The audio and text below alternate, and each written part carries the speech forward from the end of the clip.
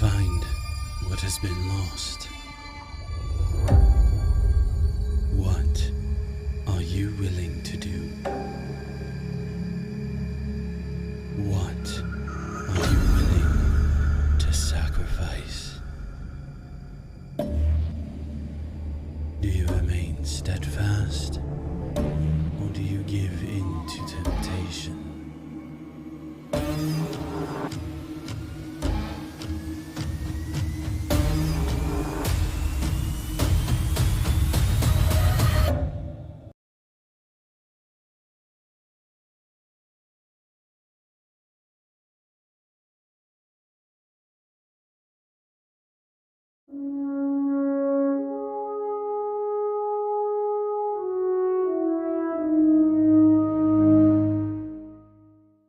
Yes. Speaking of Mitch. What? Actually, just everybody. Hey, Hello. Hello, everybody. Hi, guys. We're back for Cult Divinity Lost Downfall, but the episodes are over, so we're just doing our Q&A. I got two of our players back. I got the wonderful Ian, our tech man, and a also Cult player. And then, of course, the man who started it all, at least for my corruption, Mitch. The man, the myth, the legend. The Lich. Oh. I know. The man, the Lich, the legend. Yeah. All right. Yes. But kind of just a loose format today, right? We're just kind of fielding questions from the audience and just kind of talking about the game and how we felt about it and anything else cult related. Which, hey, Mitch, how you doing? Did I do a good job? Did you have a chance to watch any of it? Did I see? I watched a few of the episodes. I need to catch up to them, but yeah, so far it's been amazing. I know everyone at Helm Gas is super excited to see it kind of played out. Yeah, I need to get the author to watch it. I've been poking him the last couple times. I hope the last episode looks good, because full disclosure, guys, I was dying and tired that episode, and I was doing my best to stay awake when we hit that slag of a combat encounter where it was just Dido beating the piss out of Scribbles. And it was just nobody else was jumping in, and I was just like, we could have finished 20 minutes ago, but she's just still beating her. Holy hell! Yeah, Speaking of the last good ending, though. Yeah, no spoilers, but there was a good extended segment of just Dido beating the hell out of another player, and the player just taking it. Oh yeah. Oh, because I don't. How spoiler free can we get here? Because I was thinking we recap a little bit. We really can't, because I was gonna say we really can't. But hey, if you hadn't watched it yet, now's the spoiler time. Just kind of pause and come back to us once you're done. But if you're doing it live, sorry. But yeah. Mute it, I guess.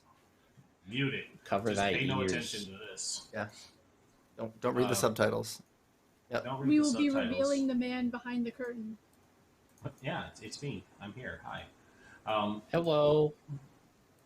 But so I guess just going over the whole thing, we kind of did a check-in with everybody afterwards, because learning of the lines and veils and the stars and wishes and safety nets and all that really helped make sure that everybody was having a good time. And I'm glad to say that we really only had an X card come up once, and that was at the end of the episode too. And this was a really dark story. I know Helmgast and Colt get really dark, but this one in particular, there were.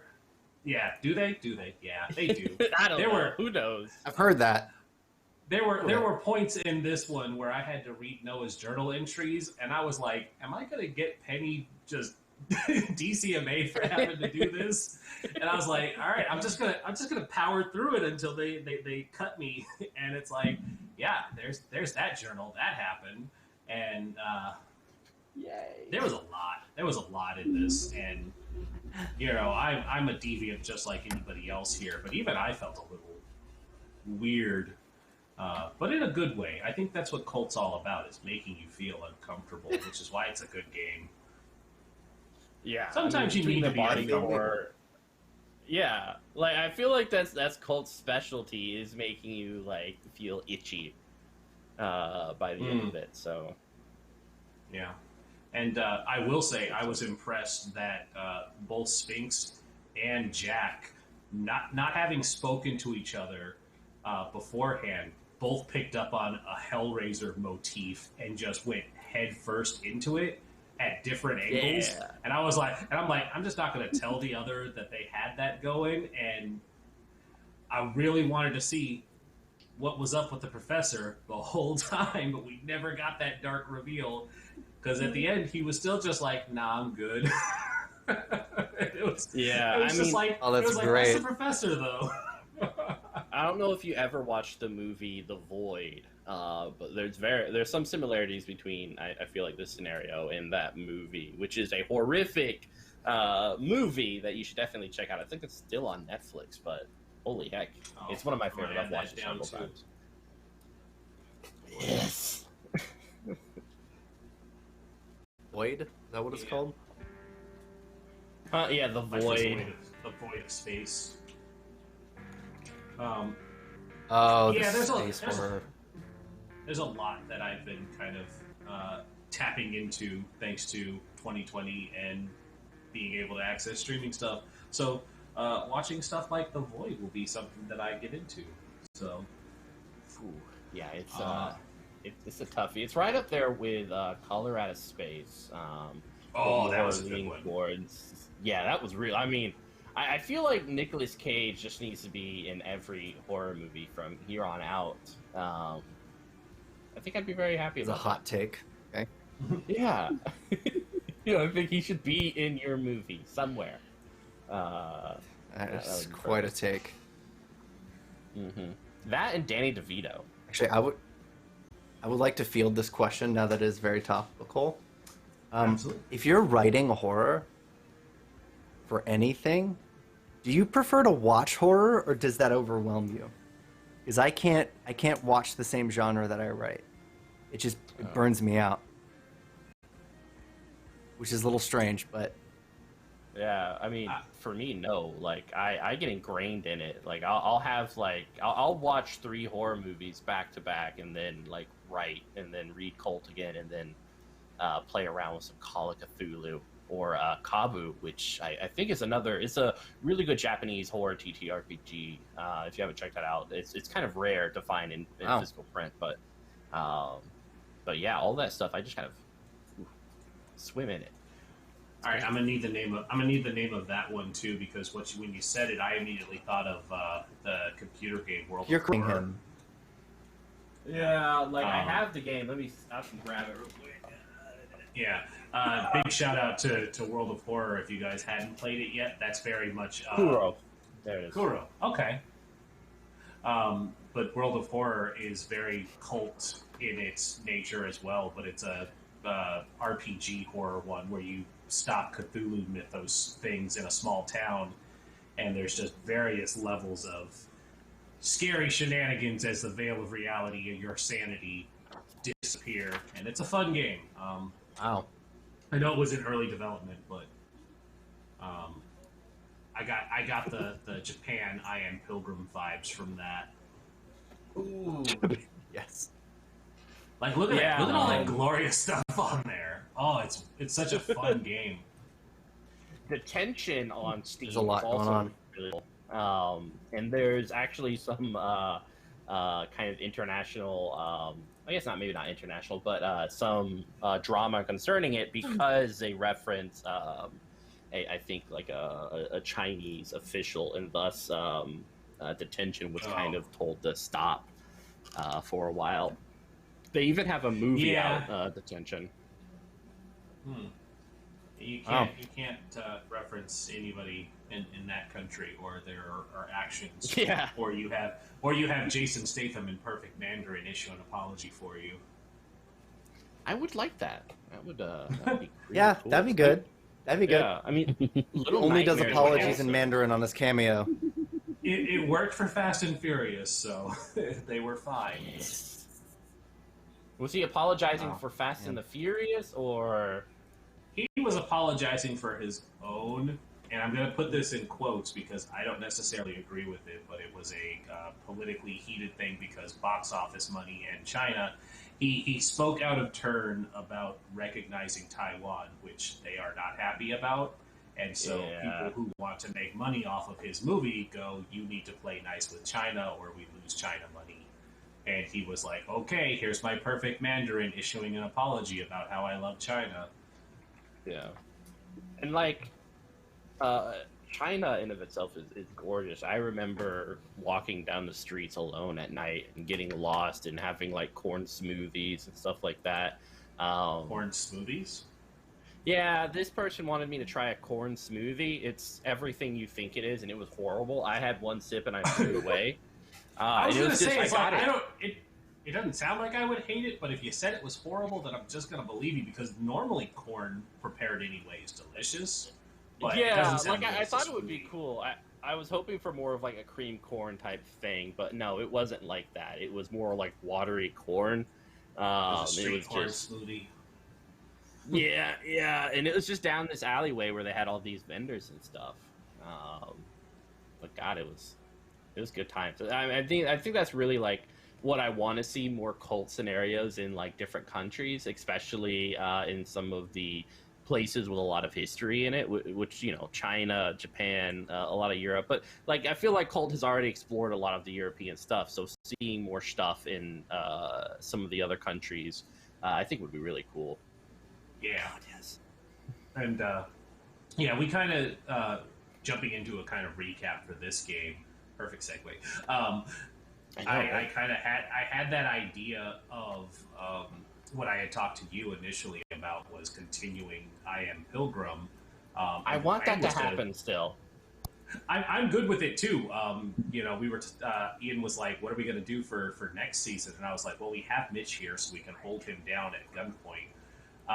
But my plan, when I had asked you about it, I was going to put it in Europe and kind of do a European spin on it.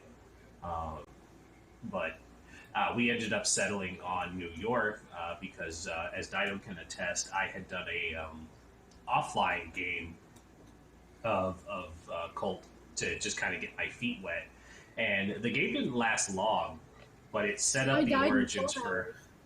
It set up the origin for her character, Ashlin, and what it ended up causing me to pick Downfall altogether because we had another player who had a character by the name of Noah that was playing Ashlin's boyfriend. And so when I read through my options, I was like, wait a second. There's a pre-made character called the Girlfriend, and there's a guy here named Noah who goes missing. And I'm like, it's all coming together now. And so... Right.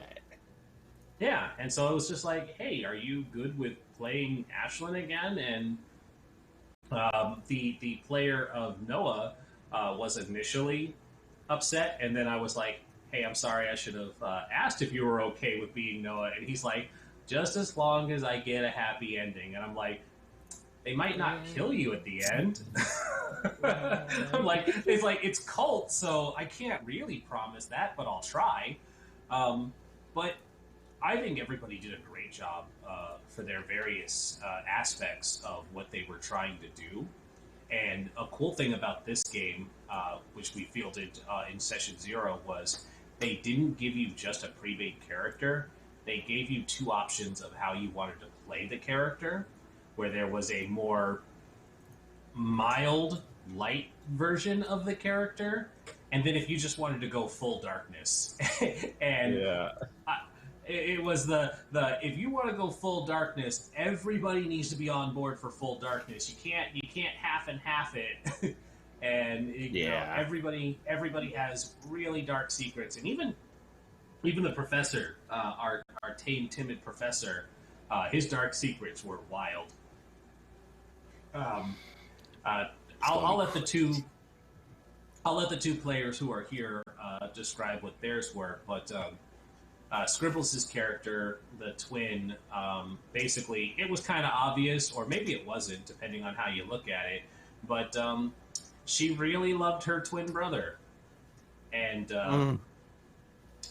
in the light version, it was just, a sisterly concern, and in the really dark version, it was Alabama.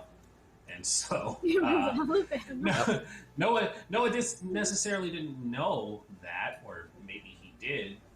Nobody asked him. But her concern for finding Noah in this was so that this other girl who has taken her brother away, she's got to win him back, and because they have this twin connection, Well, if he didn't know before, he knows now. Now he knows for sure. She almost. He's chained to a bed in a basement in a cabin in the middle of the woods now. That's true. Noah is right now. He got the misery ending. That's the movie, right? I messed that up last time. Yeah, it's Misery. Is it Misery? Okay, yeah. Mm-hmm. Yeah, he got the misery ending. They're in a cabin where he's safe and no one can harm him or else. And then Zeke, Jack did a great job keeping his under wraps. And I was hoping at the end it would kind of be the catalyst that set everything off, but Dido had sunk her claws into him. Zeke was a human trafficker, which did kind of get implicated in Xanadu when you guys were at the club. But his job was to... he was scoping and grooming Noah to be sold off to some wealthy individuals who have depraved interests. And so when he found out that there was a twin sister, she became a target as well. And they were planning to just rope Ashlin in for some extra cash. And the only thing I didn't like, and one of the things we had to hardline no, was one of his drawbacks was he was the foreigner. So because he was foreign, he got a lot of racist flaks. And Session 0, we zeroed in that is not something we were going to address. So I just kind of spun it that Zeke was just a scumbag, and people could just recognize that he was not a good person, and the police were targeting him. In the original design, it was unfairly, in quotes, because he's supposed to model himself as a good guy, but in this case, they just knew what his MO was, so they were just treating him like the piece of shit he was supposed to be. Yeah. So before we kind of run off, I did want to acknowledge Halfling and Nick's question, which was Ryan's best one-liner during the campaign. Yeah. So what was Ryan's best one-liner during the campaign? Ryan. I don't know if I had one.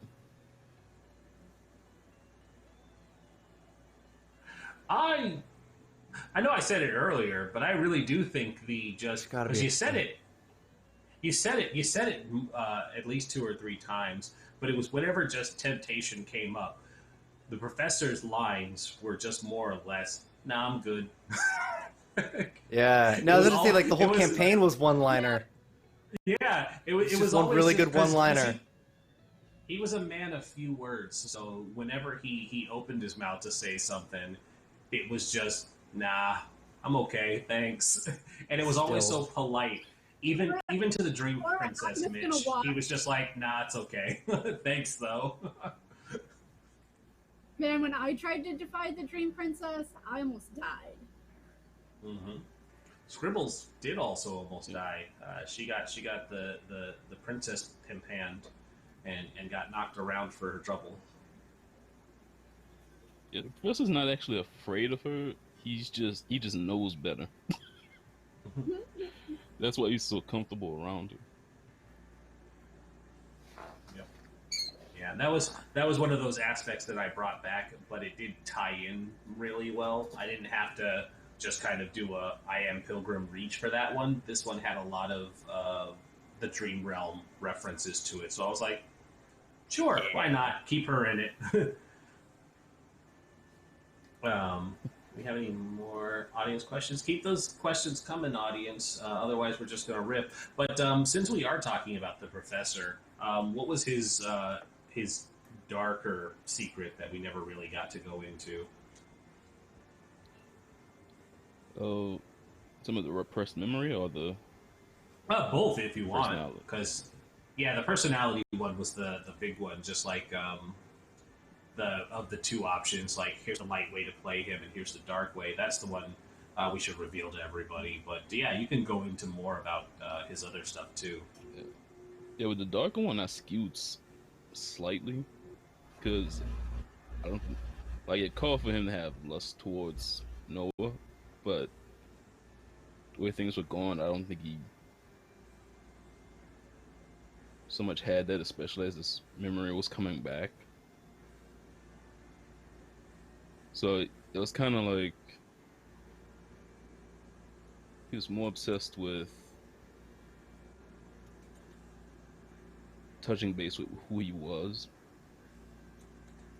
and he figured Noah would be able to show him, like trying to find Noah would show him that, like help him rediscover who he was. Yeah, and Sphinx was really good about messaging me that stuff, like during the week, as he's like, I'm figuring more about Professor Cole, and here's what I'd like to establish, or here's his reasons. I'm like, dude, I'm all for it. I love this stuff because I like those silent brooding characters when they're played correctly, and this was definitely one of those instances because you got to see him cut loose a couple times too. He wasn't always just the guy who stayed in the back and didn't do anything.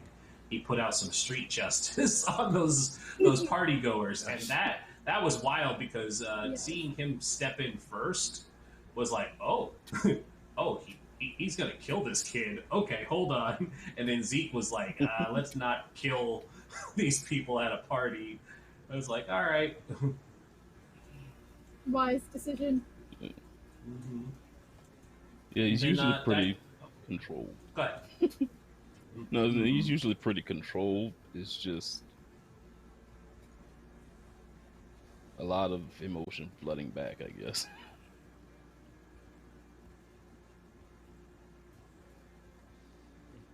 And Dido, I feel like we kind of got what Ashlin was all about by the end of it. But was there anything else we didn't explore about her? Oh, Ashlin. Oh, Ashlin. I mean, I was glad that I was able to play her the way I was because it was difficult because with both of my personality traits, I was going into this with the intent to harm another person in the party. And that's, not usually like what you go in with the mindset of doing. And I kept rolling really well on my disadvantage, so I had to go the manipulating route. And I think that worked out for me in the end. I was hoping we would have gotten to an episode 6 because I planned for an alternate ending, but... Oh well. That was also something, Mitch. The dice were very back and forward for us, unlike where we had the luxury of 2020 mode where you could just keep ramping bad shit up for us. Their dice would just decide. Their dice would just decide to not work at opportune times, and then just decide to work at times where we needed there to be dramatic tension. Suddenly, they'd start rolling successes all over the place, and it's like, oh, well, this would be the good time to slip in a plot element of your drawback or something. Nah, I rolled a 20. It's like, that's fine. I can work with that too. Yeah. Oh, that's perfect. Yeah, my personality option was find Noah and exact your revenge. Should you fail, make his sister suffer for his crimes. He loves her dearly, perhaps more than you. Seeing her in pain is bound to cause him pain. All the pain. All the pain. And we saw that, which ties into the dice rolls, because that last episode was a majority of Dido just rolling to inflict bodily harm on the twin, and the twin having the plus bonus to defending, and so she was just getting beat but absorbing all of the damage because her dice weren't rolling bad either. And so it was just the two of them just going back and forth. It's like, I'm just gonna keep hitting her. It's like, I'm just gonna keep taking it. Just have 2020 mode. all the time. Yeah, When yeah. when Norah was in Ashlin's shower, I rolled my my Oath of Revenge disadvantage, and I passed. And I was like, I would have killed her right there in the shower. Listen, But I would've rolled been like a fine with it. 17. I would have been fine with some session 2 murder. It happens. Because hey Mitch, didn't you definitely kill somebody very early into the game and then kept it a secret the entire time? Man, I mean, What? the cool thing about Cult is Did that you not- death is only the beginning. What? Yeah, Ian. Yeah, if you haven't watched What? I Am Pilgrim, somebody dies in the game. What is it, like halfway through episode 3 or 4? Somebody dies. Yeah, and it was pretty quick. We do not find out about this character death until the very end. There are clues and there are suspicions, but out of character as well. We never talk about it. It's never revealed until the end, and everybody's reaction to finding out that person had died was genuine. How do you set up a twist like that? And how do you M. Night Shyamalan a TTRPG? Like, how do you actually Mitch is make that masterful work? like that. Mitch is masterful like that, and they gave the player the option because that's a nice thing about these kind of games where when the bad yeah. shit happens, it gives you that list. And they were like, "What happens if I do X?" And Mitch is like, "We can talk about that. Hold on." And Yeah, I just like, remember that, and I was Yeah, like, the "Oh, full no." fail for endure injury is get knocked out, receive a critical wound, or die. And it's up to the Yeah. player to figure out what they want. And one of my favorite things is when a player chooses death, because normally that's sweet release. But in Cult, it's just more. It's more stuff around the table because death is only the beginning. You can never escape Truly. this nightmare, no matter what you do. So yeah, especially for the That's people what I've who heard. choose sweet release. I'm like, come back. You got more. Jeez. More stuff to do. Cult was, I think, the second TTRPG I played. Of all, like, I played Pathfinder First Edition, and then I played Cult. Very Hey, you know different. what? I'm Very Like, different I'm in the games. same boat as you, except for mine was D&D.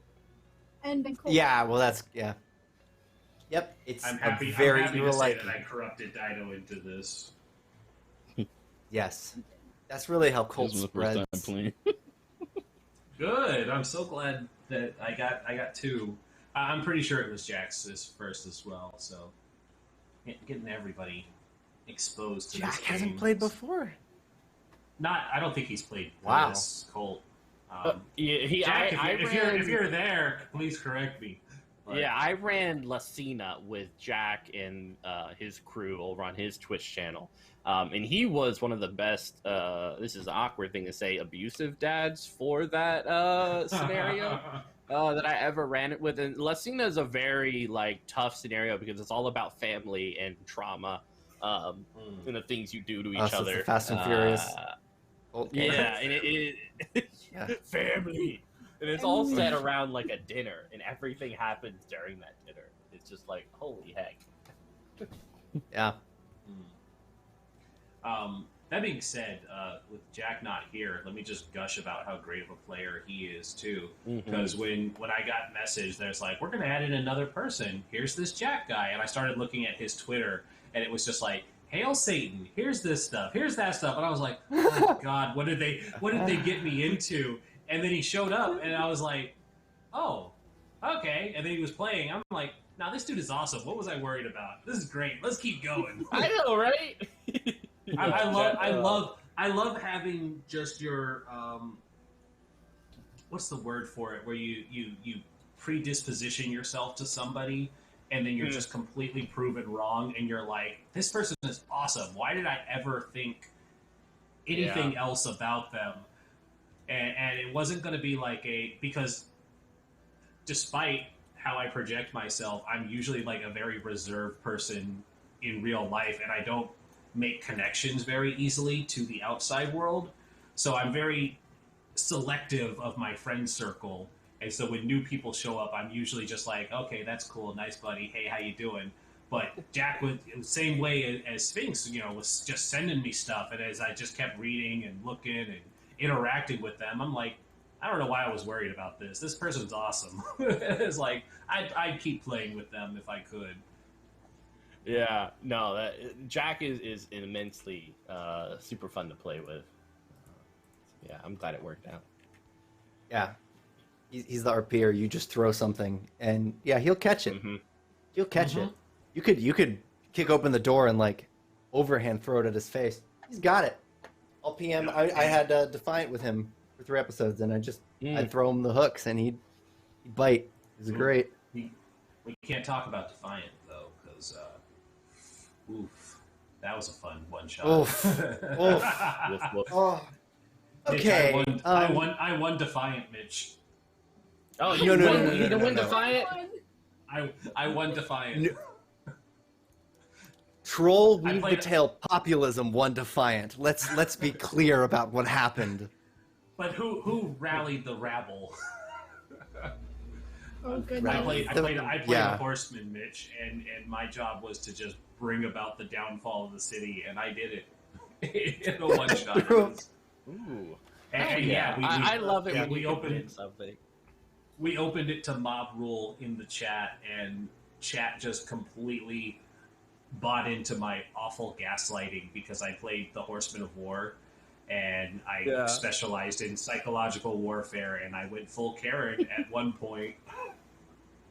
Yes.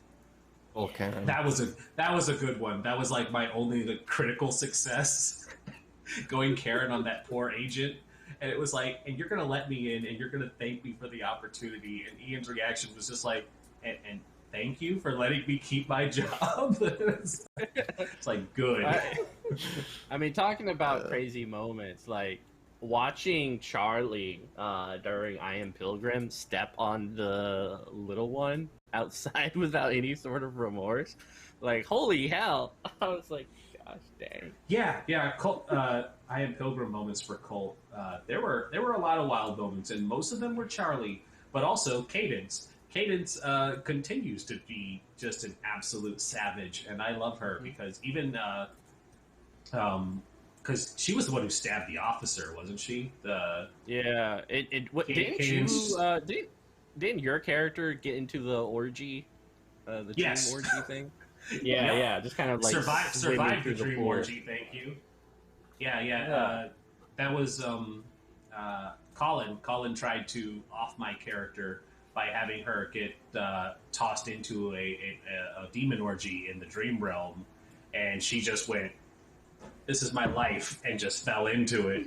And she managed to swim her way back out after, but then he ended up getting killed at the end. Spoilers for I Am Pilgrim, I was the sole survivor of that game, so everybody died but me. But yeah, I just remember Cadence just being insane at moments in that one too, because she stabbed a police officer when he tried to start arresting people, and it was just seeing her stab somebody and just go run, and everybody was running while people were like, "What the hell is going on?" Oh God, yeah, no, that's great. We need to bring all the groups together. I remember falling asleep watching I Am Pilgrim, waking up maybe an hour and a half later, and it's like, oh my God, what I missed, rewinding it and staying up the rest of the night to finish it. God damn it. That's great.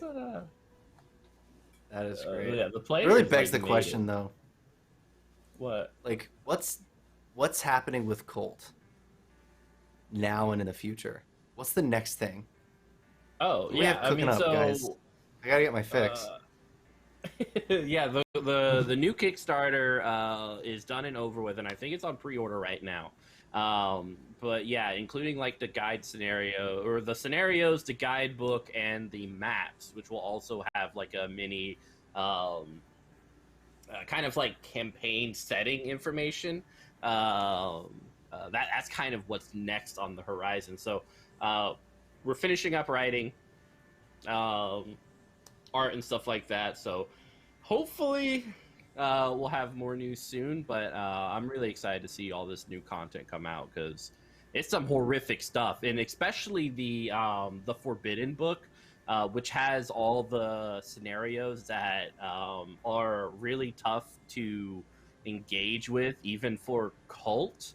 Will be in the Forbidden book.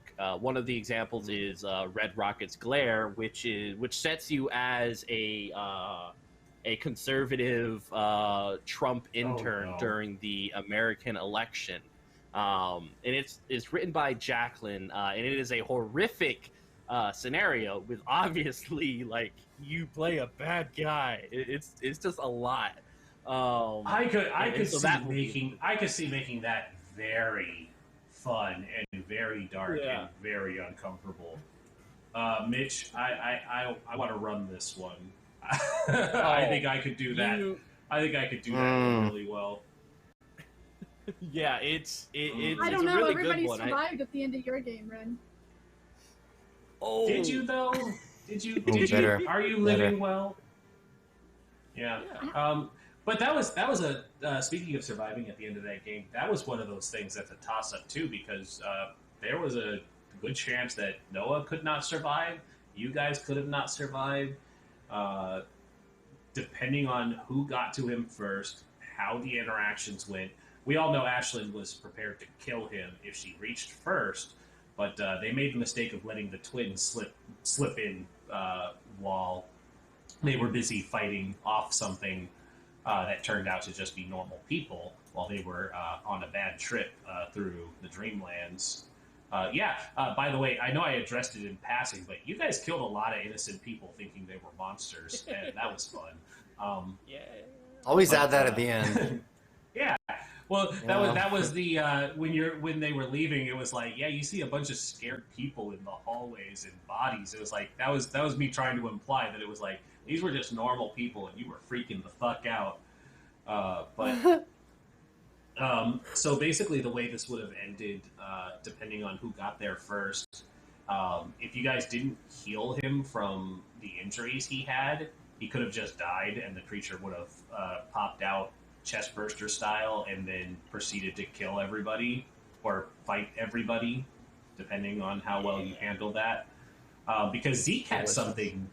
Zeke had an ace up his hole that he had established early on with a roll, and he basically did the Blades in the Dark. I'll just call it a flashback to establish what it is later because I rolled so well, and I was like, I'm fine with that. So I was expecting him to like have a gun or something that would just give him a severe advantage when he needed it, but he never needed it, so it never came up again. It was a literal smoking Chekhov's gun because he never had to use it. But there could have been also just if you guys had gotten him medical treatment, like taken him to a hospital or something, and not got the thing out of him, there was an option where it just chest bursts out of him while the doctors are trying to fix him up, and then they'll kill everybody in the hospital, and it would just continue to spiral out of control. And so that was where I was like, I might be able to swing in an extra episode depending on how this situation goes. But, you know, the fix is Zeke's character getting there and using his magic to heal him, and then the birth happening. But then you guys were like, why don't we just talk to the demon baby? And the demon baby was like, I'm actually intrigued. What is going on here? And I could have just made it a boring monster that didn't want to talk, but I felt that was more interesting, seeing where you guys were going to go with your plans, because nobody likes being railroaded. Yeah. No, only That's trains. Fair. Only trains and subways. Yeah. I think it's more insidious creepy. that it did just want to talk. Mm-hmm. That was my thought too. I really liked just being like, what can you offer? And again, Zeke managed to surprise everybody by just being Zeke and charming. It was just like, well, I can help you with whatever you need. You know, I'm a guy who can get things. And it's like, well, I need more people to propagate. And he's like, done. I can make that happen. Aw, yeah. Yeah. So there's that implication that, you know, he's just out helping this thing further its corruption in the world. So there's that. Yeah, Ashlin went with him to do the same thing. She got her pound of flesh, so she was happy. Yeah, there's no walking away from that scenario. And until the professor one of said them no. shows up again. Yeah, that's the reason I think Professor didn't interfere in the fight between Ashlin and Norah. He was gonna protect Noah when he got there, so he could see where this was gonna go. He was hoping Noah would give him pretty much the answer to his ultimate question. Like, it's the entire reason he walked away from the deal the first time. He was just hoping, seeing Noah go through it, he would know more about it. But the creature pretty much gave the answer to him. Like, so he's like, oh well, I'm just letting them fight. Let them fight. Yeah, I thought it was perfect that I finally failed my disadvantage roll when Ashlin found out that it was Noah's choice and he chose to go down this path. And that's when she finally lost her shit.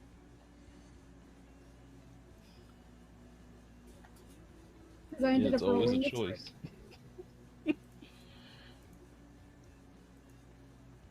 One-liner. Another one-liner. I love you, chat. No worry. Let them fight. Let them fight. Man. Yeah, I think that was the best one. Is it weird that, like, I already have nostalgia for KULT because I played it first in 2018? Yeah, and it was, like, you the should. first game that I played that wasn't Pathfinder, basically D&D to me. And, like, It was, if it didn't Black have the Madonna. art... We need to finish it. Yeah, it was Black Madonna, wasn't it? But, like, if it didn't have... I think it was Oakwood Heights first, wasn't it?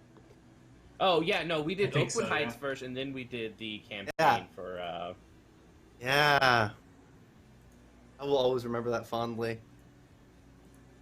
Another question in here. Question this for the one. GM. Yeah, your Thoughts on the scenario? Tips on Tips for running it. Thanks. The thoughts on the scenario is it's really short. It's really short for a scenario. It really could have been done, like, if you guys play it on your own or offline, it probably could have been done in 1 or 2 sessions, depending on how well you pace it.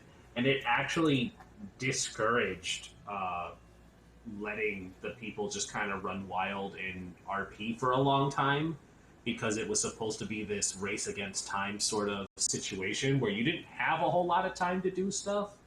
But I had, 6 episodes to make this work for, and Helmgas really wanted a scenario.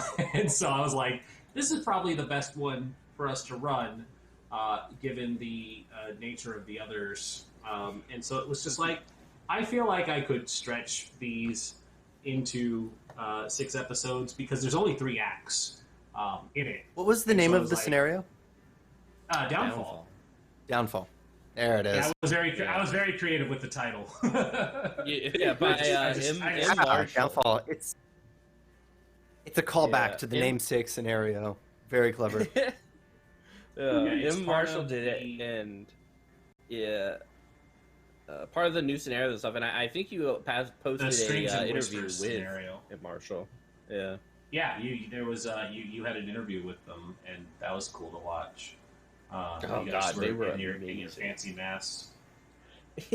So weird Um, fancy. Yeah. But tips for running it: know your group, set your pacing. It encourages going fast, but I mean, as we saw, you really can slow it down and let the players just have time to establish who they are, what their relationships are. And I felt that it made a more powerful story than if I had just kept going, all right, and you got to keep moving, you don't know where Noah is, so you got to find him.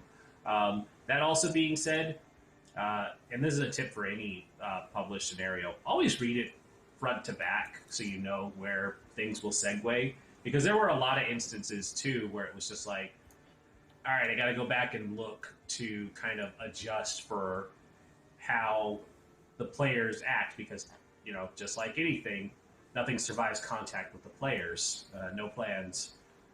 So you only have a handful of pages, which is nice. The layout is really great for this scenario.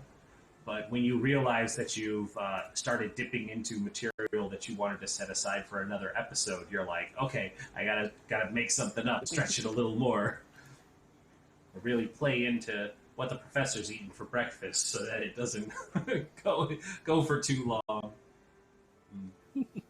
And the only thing I didn't like about this one was they really emphasized the girl at the beginning. And I've called her a red herring before already in this, but they really do make her that way, because the initial investigation that at least this group did was trying to find the girl. And there's just no information on her. She's just gone. She only serves the purpose of getting Noah the initial infection and then leaving. But between her and the party friend, both of them kind of really didn't need to be there. You could have moved that information to other places, or just made them the same person. I think that would have been more terrifying if, instead of it being an insidious person, seducing people like a succubus to infect them, it could have just been like It Follows, where it's just this thing where it's like, I had to have sex with you to get the thing out of me, and so Noah was just the next person, and the party goer could have had that. Why didn't I think of that during the game? That could have been wild, where it was just like, yeah, he's got it now, so I hope you find him in time, and somebody else is going to have to take it on afterwards. That could have been fun. Write that down. Let's make that a new thing. Cult, Don't clip follows. this. It needs to be a surprise. Yeah, don't clip it. Nobody go back and Cult, research this later. Wow. Oh.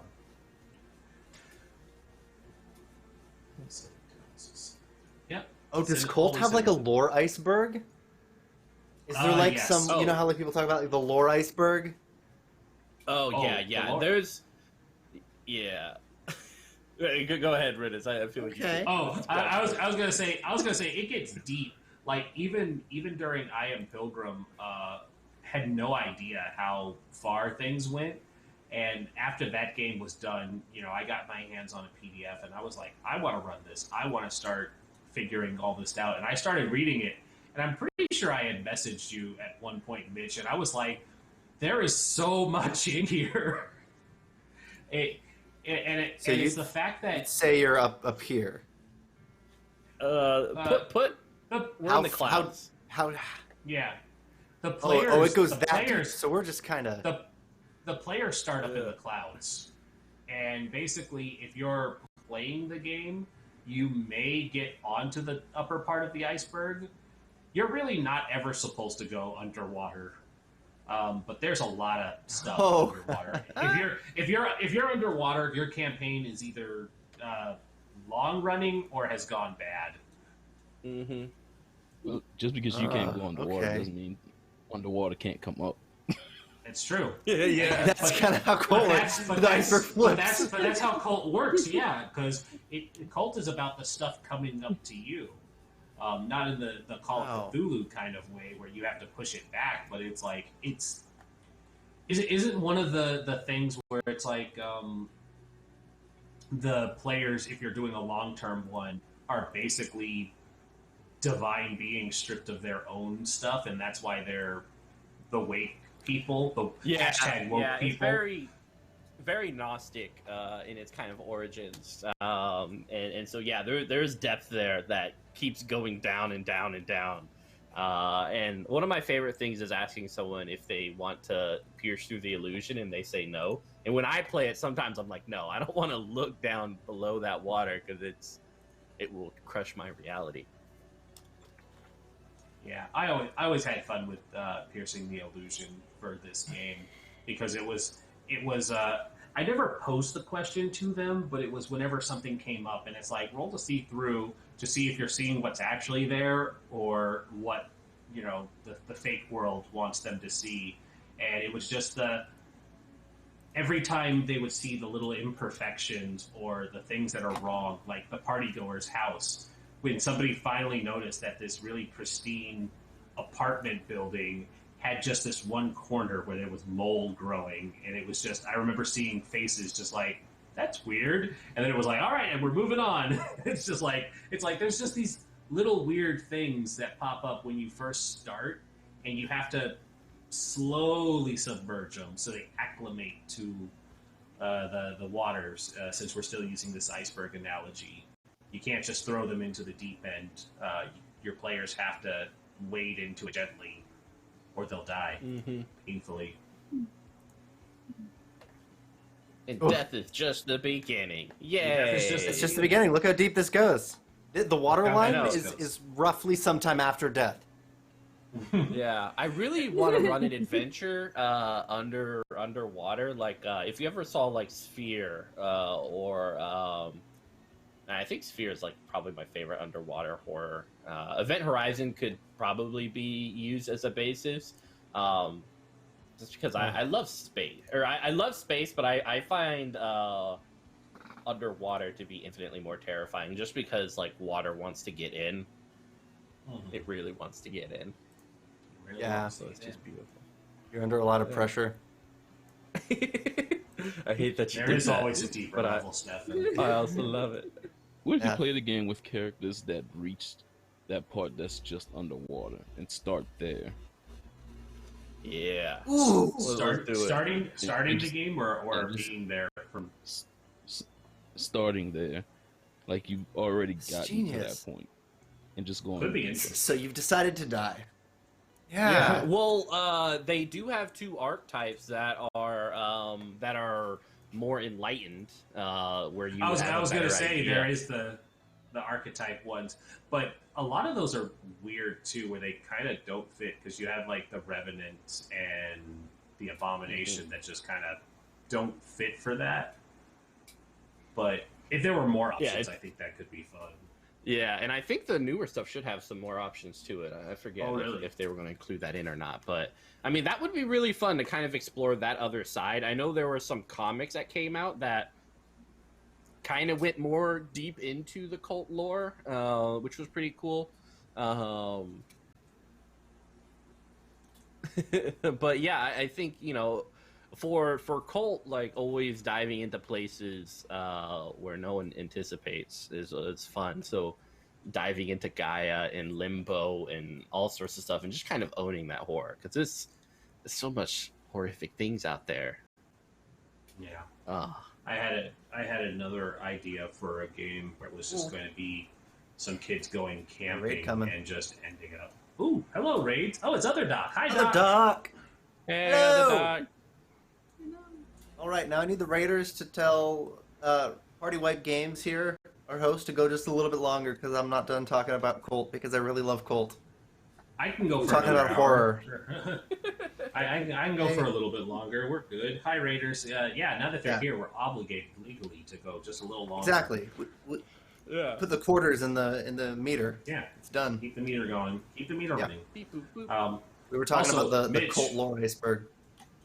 Also, Mitch, a great thing that we got to implement into this cult game was we got a pet pal for cult. Oh, yeah, I heard.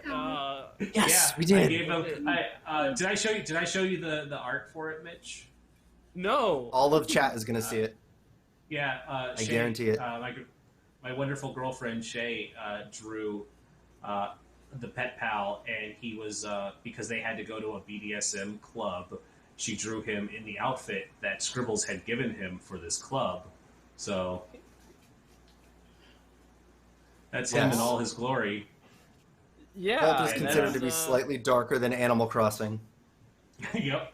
And so he Yeah. had, Like the he had his little leather daddy vest, and yes, that is the cult symbol on his hat. it's Helmgast. Yep, Ah. that's the. Oh, yeah. Yeah. No, yeah. It's, Yeah. It's, Just like So the big coolest symbol ever. shout out to at Gem Shay. If anybody Yeah. has any artwork needs, she is always open for mission and does great work. but yeah, she did this for us, and she was like, "Yeah, so what is he wearing?" I was like, "A little leather vest, a little BDSM vest and So hat." good. And she's like, "I Aw. can make this happen." But it talked. The dog Say talked no more.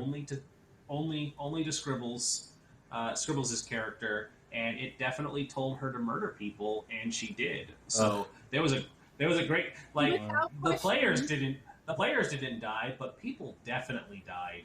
So seeing Scribbles erotically asphyxiate somebody in game was pretty fun because I didn't expect that. It was no hesitation. There's just so much. That... There was no hesitation Forcing there. him. Just finish him. Yeah. He wanted the belt, and she did it. She tightened it up, and he died the way he lived. Yeah, that's so we do have another question by Mr. Cultist, which is what is next for Cult and what is the next Kickstarter of Cult? If only I could tell you these things. Officially, we we just finished the feedback process for the beta PDF. So if you didn't get that update, make sure to check it out, and there will be an opportunity to do more feedback. Dan, who did the original layout, is doing a final proofing of all the stuff pretty soon here. So yeah, we're kind of at the hopefully we're at the finish line area for our latest Kickstarter, and I think after that we're gonna take a little break, and then we'll probably announce soonish, maybe like in a year or two, just maybe a year. Oh, that's a while. Oof. I know. Well, you'll have like 3 books and all Year. these different things to enjoy during that time. We'll be able to announce like the newer stuff, which we're super excited about because we want to continue to give options and stuff for people to explore. And yeah, all the horror. Look, for the Look year, at you're that gonna dog. have all the new books. Okay, it's gonna be great. It's Also, that dog is 2/3 super look cute. at pandemic. That is true. Yeah, I Alex. measure all time in pandemics, 18-month increments. Oh my god, That's yeah, just how you it'll do be it. like, how long have you been working there? Yeah. It's like for 3 pandemics. Yeah.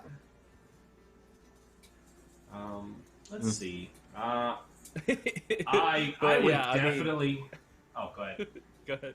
No, I was going to say, Archie Stefan was like, yeah, I mean, you could do all the systems and juggle everything. I know Helmgas is currently working on Neotech for the English version, which is kind of a Black Mirror-esque cyberpunk game. And then Troubleshooters, which is, as far from Cult as you could probably get, being like the 1970s-esque Euro comic TTRPG. But that should have some updates and a better timeline coming up. But yeah, I'm really excited for all the new stuff.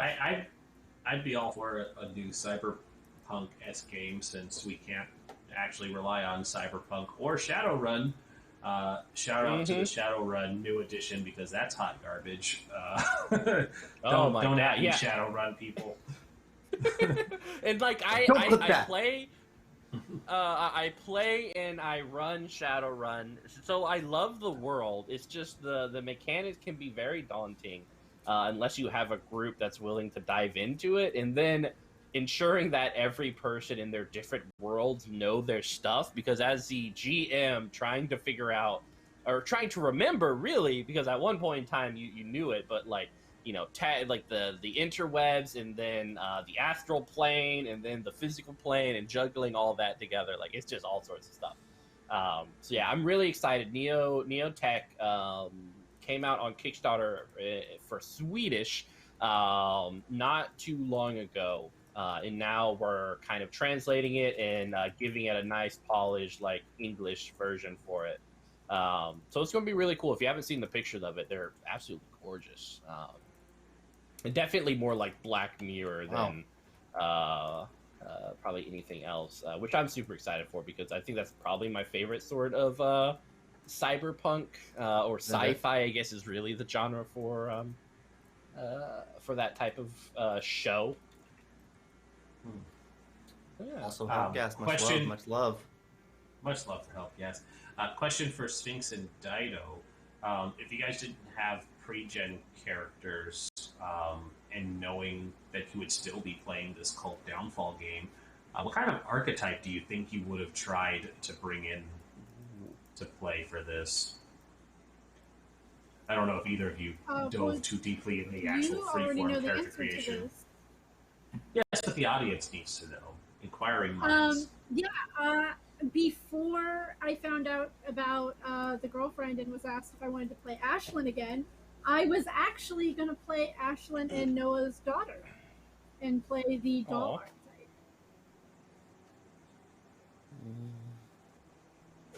That was before I knew that Noah was actually a character in this scenario.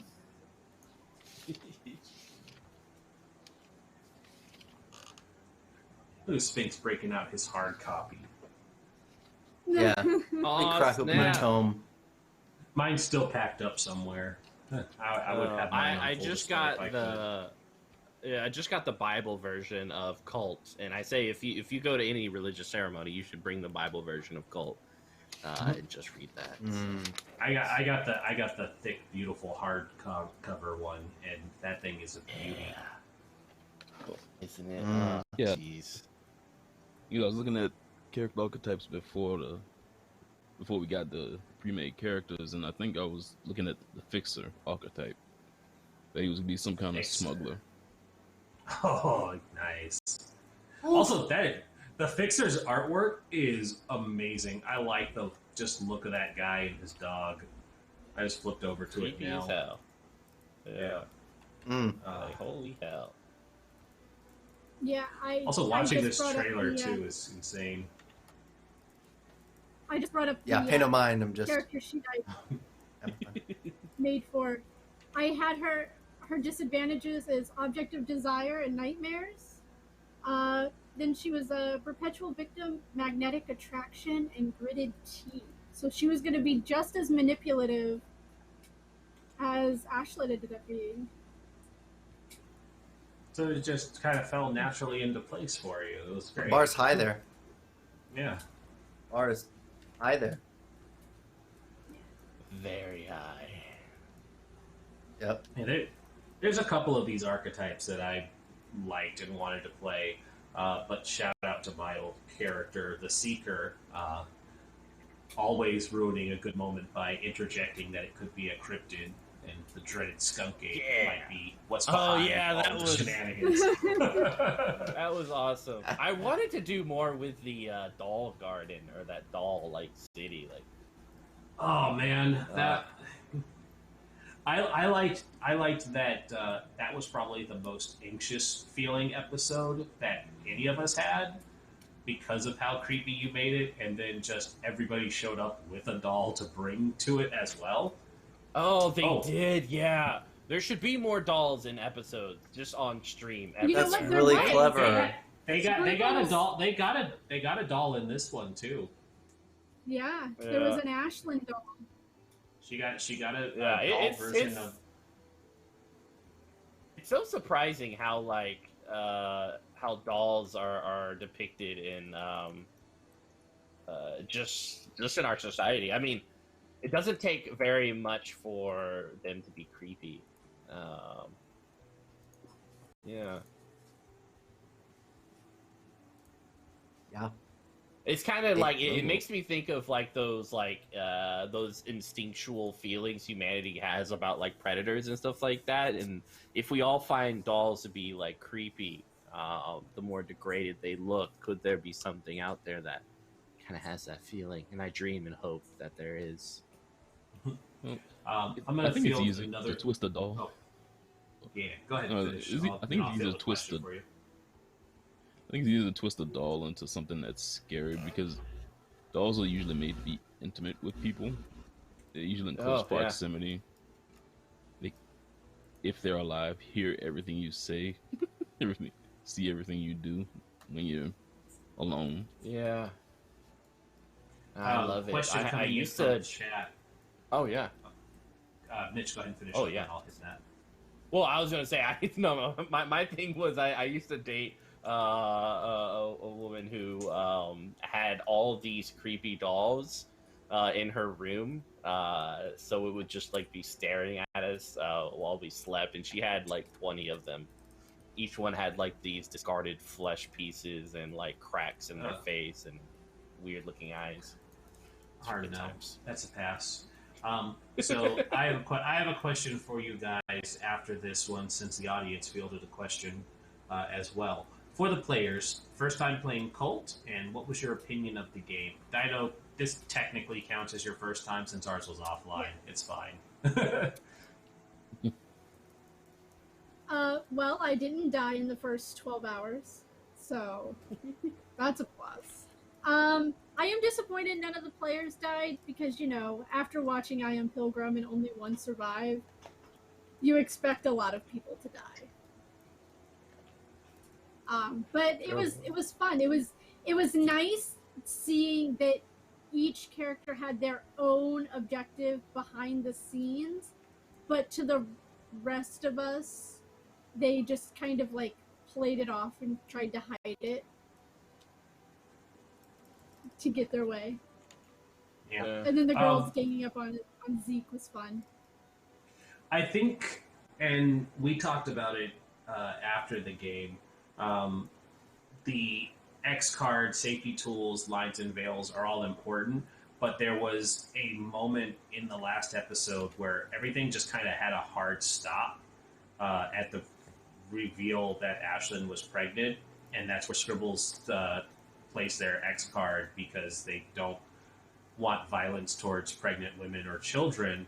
And, you know, once we brought that to the table's attention, it was kind of weird because it felt like everybody's reaction towards Ashlin had kind of 180'd, and it was a weird position where you couldn't push violence upon her to resolve this thing while the character is still craving violence. And at least from my perspective, it was weird trying to be like, guys, she's gonna kill these two if you don't do anything. And they were just like, well, we can't hurt her. And it's like, do I step in and say, but you can do X or Y or Z, or do I just let it play out? And I had opted to just kind of see where it went until somebody's roll finally backfired, because of course that's when everybody's rolls started being not catastrophic. Everybody was rolling too well for the situation, where it was like, I'm going to keep beating her, I'm going to keep absorbing it. And it's like, they're just going to keep going, let them fight. And it's like, oh no, we just went into this. You get stuck in the roundabout, and you're too afraid to move off a turn. And Sphinx, back to that question. First time, how did you feel about playing it? Also, I like we were able to play with the characters, and just seeing how everyone shifted from almost their fake personalities when they first showed up to just not caring how they were seen by the end. Just kind of falling deeper into their real personalities. Yeah. As they began to suspect everybody else. It was fun to see.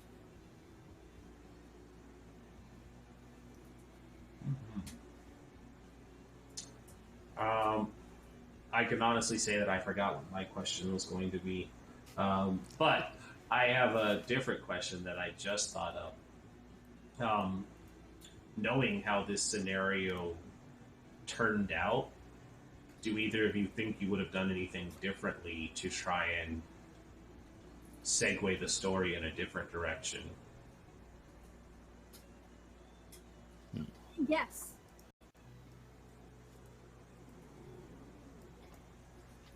Instead of taking the forked tongue, I would have taken the erotic and made the twins kill each other. Oh yeah.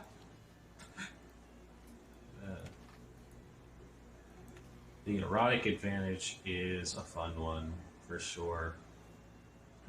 Also, I'm clipping that one. Yeah. Well, I had it too for mine. So, my character had erotic and sexual neurosis. So, they were, influencing others, and then of course they were subject to their own desires, getting them in trouble. Yeah. Case in point, you had sex with the Canadian tourist, and it was just like, don't judge me. That was a moment. Oh, where I that got was fully- good times. Because that guy was a dork. I remember that. Yeah. It was like, well, I kind of have to, and I just had to play that disadvantage that came with this character. So they were like, people are drinking bleach and seeing ghosts, and you go hook up with the weird Canadian. It's like, yeah. Jeez. Yeah, I think that would have, because I even though Ashlin was good at fighting, she was originally made not to be a fighter. So I would have figured that she would have just tried to get other people to do her dirty work. And she kind of did until she did it herself in the end. Yeah, sexuality and cult go hand in hand. I really do. I had fun with it, and I already had the seducer, so yeah. Yeah, but that's This just you got to take that one automatically. That's like power attack. You just have Yeah. to kind of throw it on there. yeah. You know? Yeah, That's a given. You see it, you put it on your sheet. You're like, yes, please. Yep. Seducers, the It power doesn't attack. matter. It doesn't matter what game it is. You just need to have it. If it's an option, why not?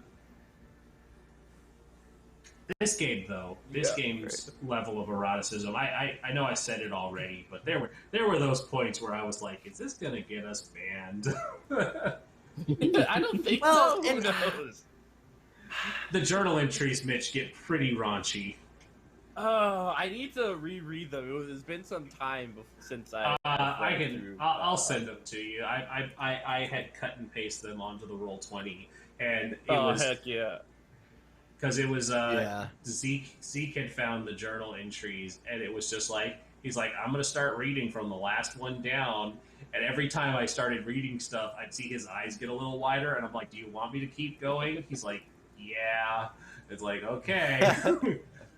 And then you look at Twitch like, TOS, do you want me to keep going? Yeah. Like, Yeah. I think I had gotten the soft warning from Scribbles where it was like, be careful with what's happening, and I was like, okay. it's like just stop me at any point if it's too much. It's like this isn't me. This is what was written. Helmcast wanted us to run this. Oh boy, It's there's great. a lot here, Mitch. Yeah, I mean, You're I think gonna get a wall of spam. There's like 11 entries here. Dang. Oh yeah.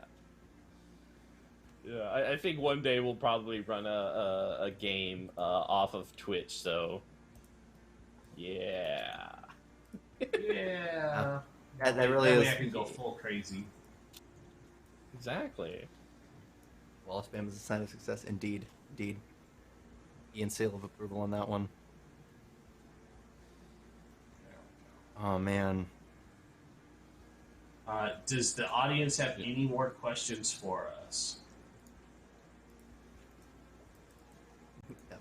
Or forever hold your peace. Or Yeah, forever while we hold your wait, I peace? want to say, like, it's really weird because for me, the safety tools, when I first, was introduced to them, I was like, it seems like much. But then you realize it's kind of like, for something like KULT, in the context of the fact that it's harmless to use, super doable. It's like having you have a carbon monoxide detector, so you can have a stove. And you don't really complain about having one or the other, or that they sort of exist for each other. But then it also means you can cook with fire indoors.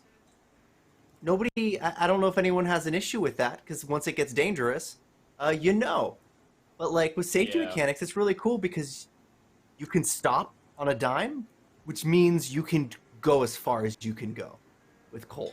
Yeah, which is Yeah. I really agree. fun. I agree with that because that was something that I was doing during the party episode because I definitely utilized the "Are we good?" X's and O's as that party kept escalating into its weirdness too. And we all know what happened to Ashlin in the party. We're not going to say it out loud, but it happened, and it was is everybody good? Is everybody okay? I had Dido's We know what consent happened. like I had the players' consent for it, and for me as a storyteller, I always feel that player consent overrides everything else. Like for the character, Yeah. bad things can always happen to the character, and that makes it interesting. But if the player says "fuck me up, fam," then it makes for good storytelling and stuff. As long as players are okay, we can explore all of that bad and negative aspects, and that's why I like games like Cult, because you should be able to look Yeah. at the negative side of things. Yeah, I mean it's like it's like a roller coaster, right? You're very happy about the safety bars, even though you're in a terrifying situation. But having that safety bars mean that you can throw you into like all these crazy loops and stuff like that, where you probably would be pretty unsafe if you didn't have the handlebars. Oh yeah, that is true. Oh man, it should Try be to so do fun though. safer things. First time I played in Cult, I was the sole survivor. Oakwood Heights, Part 1. Oh yeah. And it was- Oh. Do you remember? Wait, but do you remember what I did this for Part 2? Pretty sure I was the only one that died. Pretty sure I was the only one that died. I do. I was Yeah, like, it was, I was like, it was I terrifying. because I knew I didn't want to be the only survivor. I played the same character years later, and I was like, I think his name was Aiden, maybe.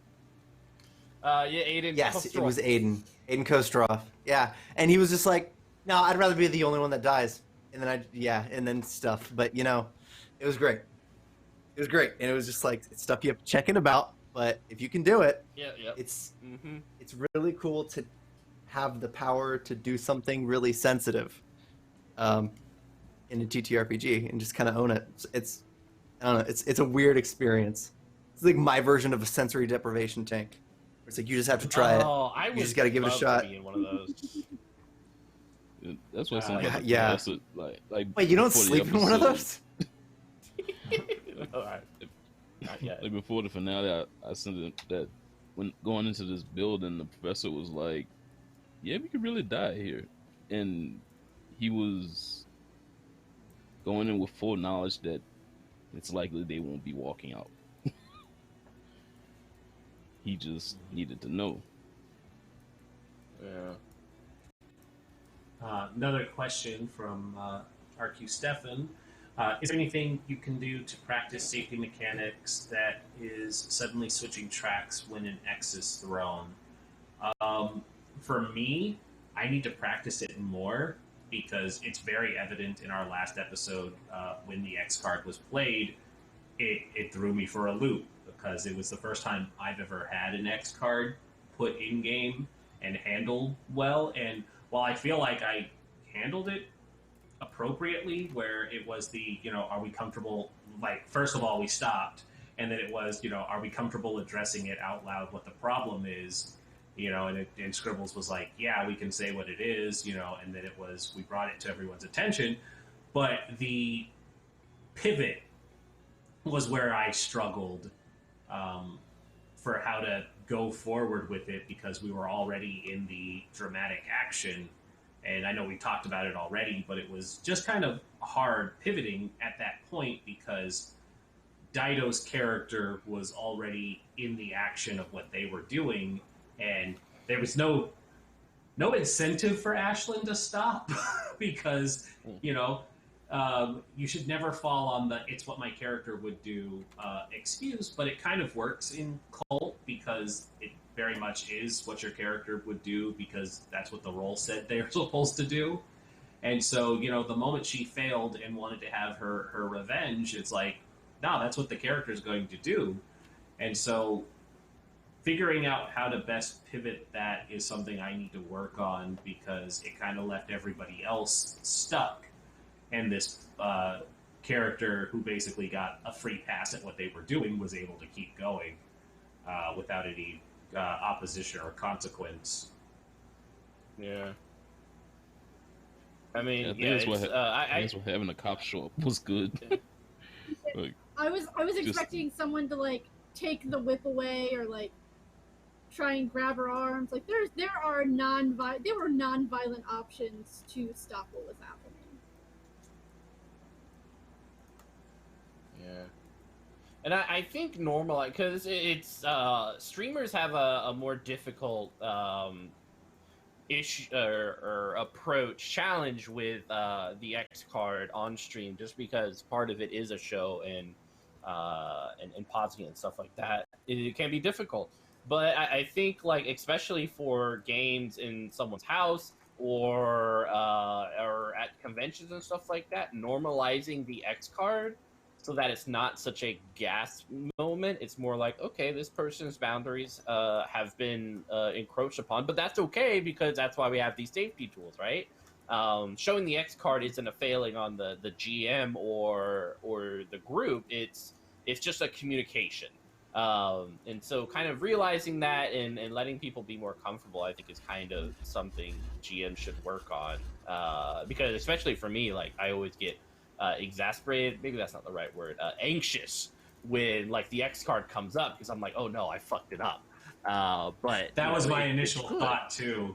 Yeah. It was the, oh no, what did I screw up? And then Scribbles was like, no, it wasn't you, it's this. And I was like, okay, so we just need to talk about that, because like I said, it was my first time having an X card get put in a live game, and I've had the situations where a game has completely deteriorated without a safety tools in place live on a game, and that's horrifying to happen, because the timing for it was terrible too, because we had just gotten raided by like 30 people and they watched a player have a complete meltdown in the middle of a game, and it was one of those things where it was just like, all right, we're gonna stop and we're gonna end the show here and figure this out offline, because this is not a good image for us. And it's like we're just gonna stop and handle that. And it was one of those where it was like, okay, so thanks for coming to the game, but you're not invited back to the live streams anymore. But yeah, even that was one of those where it was just like, I need to learn how to handle this better, because it was not a good situation or image. Yeah, and I think that just kind of goes along with like gaming culture, with the X card being such a taboo thing, or to be considered like you messed up. I think once we can normalize that, the alternative is way worse, in that, you know, whether they use the X card or not, they're upset. And so it's better to address it than to have it go on and simmer. And it's okay to at times, because of ignorance, cross a boundary. It's kind of what you do after it that makes the most difference. And so especially for Cult, like, you know, use those S cards, use those safety stuff. Don't hesitate in using it, because it makes the game better, because that develops kind of that trust. So. Friendly reminder that the X card is system agnostic and you can use it for anything you want. I'll use it on phone calls with my friends. Yeah, no, like done. They just end that right there, buddy. Yeah, gotta go, sis. But not happening. For Mitch, what you said about that, it's okay to stumble through it and then correct it afterwards, as long as it's done appropriately. I had that happen as well. You know, I've been GMing for going on 15 years now and still learning how to do stuff correctly. My Kids on Brooms game last week, great game, by the way, and big shout out to Nomadic and their people, because they were very welcoming and nice to me. And even though it was a slip of the tongue I was the one who caught it, and I was like, oh, no, not gonna do that. That's in bad taste. Let's rewind. And everyone's like, yeah, let's rewind that and just act like that didn't happen because we get what you were going for and it didn't work, so we're gonna just cross that out and dial it back. And it was I don't mind saying it because it was just one of those things where it slipped up. The Kids on Brooms, everybody gets to collaboratively storytell your world building, and they had made a hangout spot for all of the kids, and they made a troll-owned convenience store called Waba's, and they established that Waba is a practicing Orthodox Jewish troll, and so I was like, well, because Nomadic is Jewish, I believe, but it wasn't. And like, I was like, I'm not going to do a Jewish stereotype. I said that early on. I was like, he's just going to have a wonderful Jewish or Brooklyn accent, and everybody was like, wow, Waba's really cool. We like Waba, but there was an NPC who was there who was causing problems, and playing a rich asshole character, I had slipped by going, and you like money, don't you, Waba? And I was like, ooh, that left a bad taste in my mouth. Stop.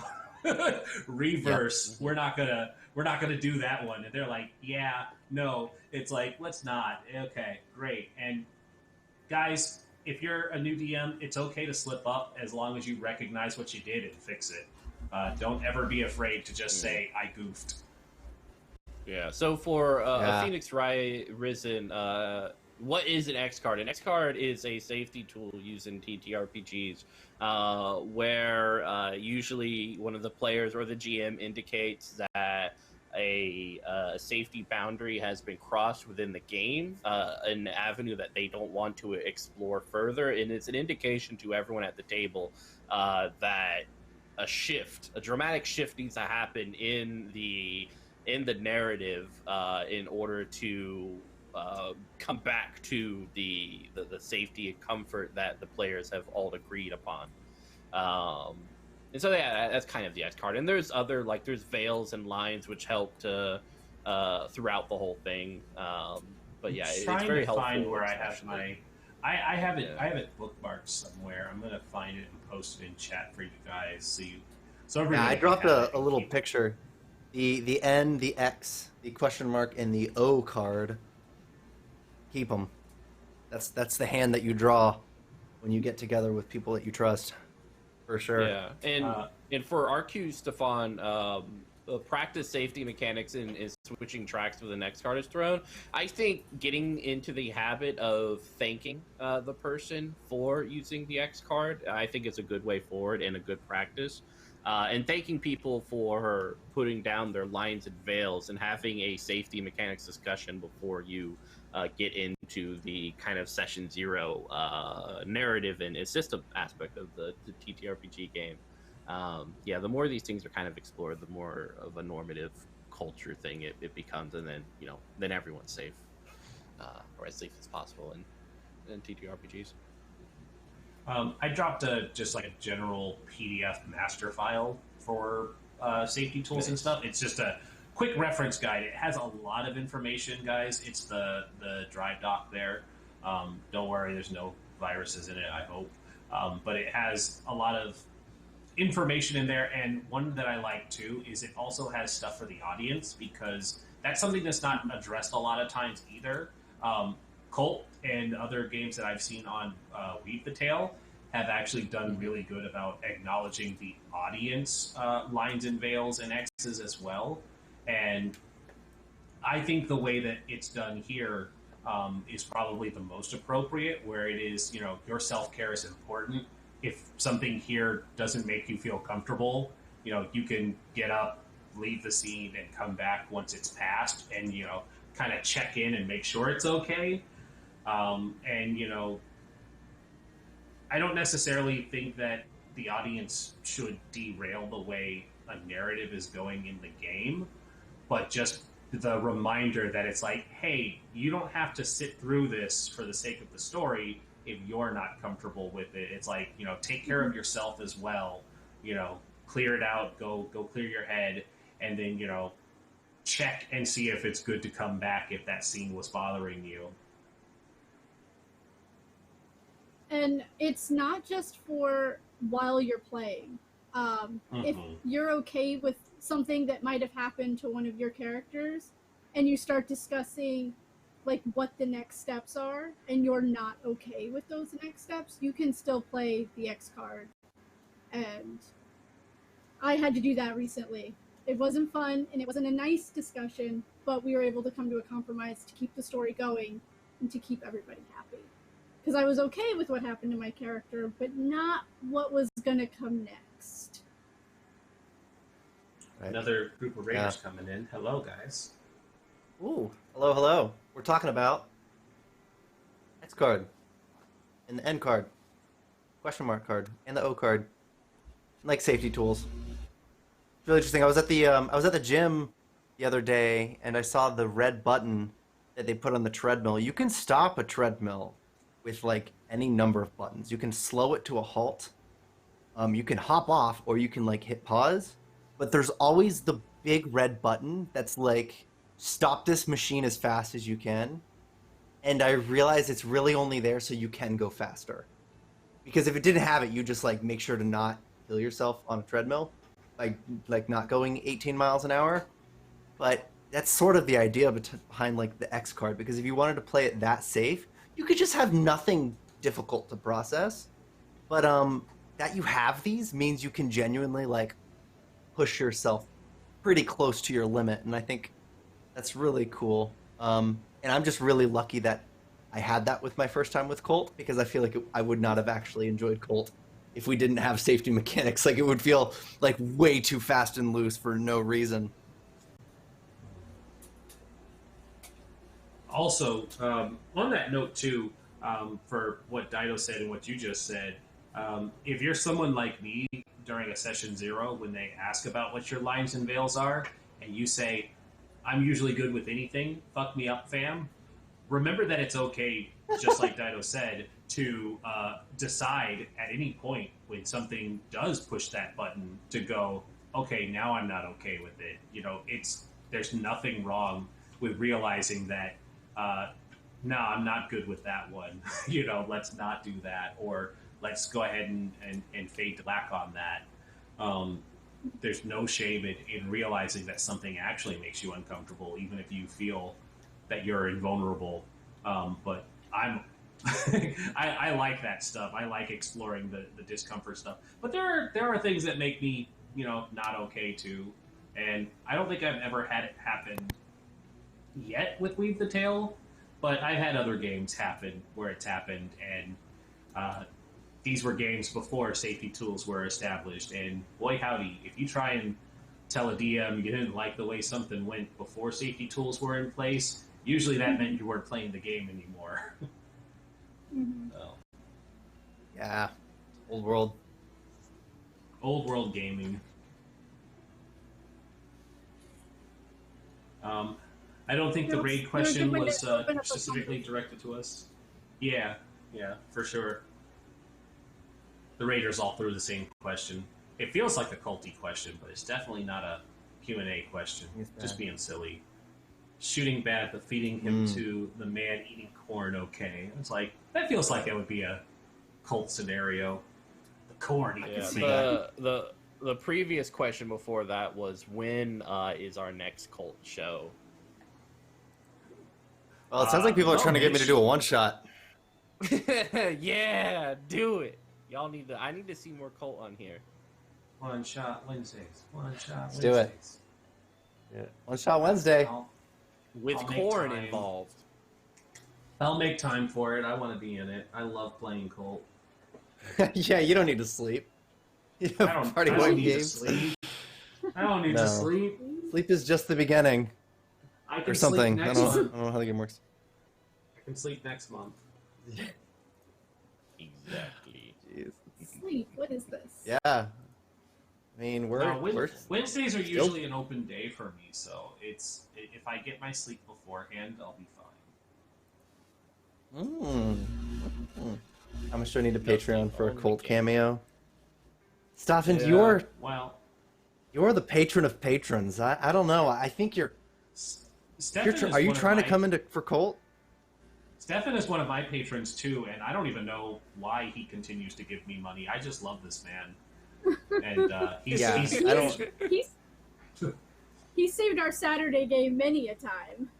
Mm-hmm. He sure has. He's made some big shout outs to Stefan. He's popped into our games for many a years, and one of our best ones, he bought a bunch of Wild Magic Surges for our Dragon Heist game. And one of the best moments was they were in the middle of doing a rooftop chase, and one of the Wild Magic Surges was a flaming horse appeared, and it was just a repeat of a cameo of a talking horse that you meet in the game. And so just having this talking horse with their drawn carriage run by the party on fire, shouting, "I'm on fire," and then just disappearing out the other end. Just one of the many hilarious things that have come throughout Party Wipe Games' storytelling careers because of Stefan. He's also saved people the from Godfather. death many a time. Yeah. The Godfather of indie TTRPGs. Hell yeah. That is great. Yeah, Also, message me. Call of Message Cthulhu me. games are amazing. If you guys haven't played in yeah. Call of Cthulhu stuff, I haven't. I was in a few. I got to Shay and I played in one of his games, and I was the first person to go completely insane. That was a that was a fun game, but a bad game for me. I was rolling critical failures back to back. I think out of 10 rolls that I made for the entire night, 8 of them were critical failures. Oof. And yeah, and when we saw the big bad monster, that was when my sanity, I had the highest sanity and the highest, everything to be able to withstand it, but I just rolled shit. And so my guy got institutionalized immediately. Oh yeah. Imagine having a week like that. I had a week again across 4 or 5 games where it's just nothing but failed rolls, and I was like, I'm done. I need some time off. Woof. Reset my dice, change the rotation, something. Reset my dice. Yeah, swap these dice with my I've got a GM. wall Let me of just paint them. them. Oh, really? Yeah, I have a wall got of dice. Ugh, I'm not superstitious, so I'll help you with that. I'm a little stitious. Maybe not. But a whole wall, that is great. Yeah, I've got. They don't even fit on my shelves. I actually have some also on a little table that I have behind me. I have a lot of I gotta dice. figure out my decorating once this house is done, because I got this bare wall and closet space, and this wall here has nothing on it either. I'll figure it out. One day. Also, hey, shout out to that picture right there. I just noticed that crow getting a little nibbles on a guy.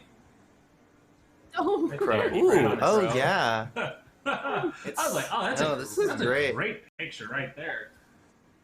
I'm gonna I was mandate admiring it. everything I'm in. I'm just gonna get access to a desktop because I just this is great. I want to show more gore on a regular basis. Yeah, Friday Frights. You saw the shout out. I mean, follow Staffin here. This is what we'll do. Follow him. Do it. All the follows. Like a cult. If I had more time to give, I'd be in all of those Friday Frights. Mm-hmm. Yeah. It's, Cannot stress this enough. Shay is Shay is glaring at me from the other side of my desk because I already do 2 games on Fridays right now. Huh? With no More. sleep. More. Jeez. More. Hit that button. Oh, Hit us with the unlucky follow. D20. I don't have a lucky D20. I'm pretty chill with my dice. I forget and toss them and buy new ones, but I'm not like a dice person. I don't even have any physical dice anymore. I haven't played a live game in so long. Yeah, I don't.